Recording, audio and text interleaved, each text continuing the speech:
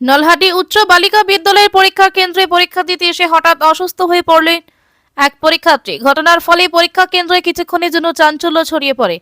দায়িত্বে থাকা শিক্ষক ও কর্মীরা দ্রুত বিষয়টি প্রশাসনকে জানালে তৎপর হয়ে ওঠে নলহাটি থানার পুলিশ ও শিক্ষা দপ্তর।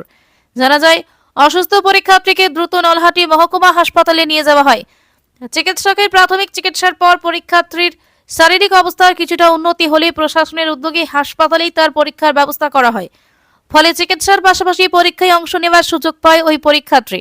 প্রশাসনের এই মানবিক উদ্যোগকে সাধুবাদ জানিয়েছেন পরীক্ষার্থী ও তার অভিভাবকেরা।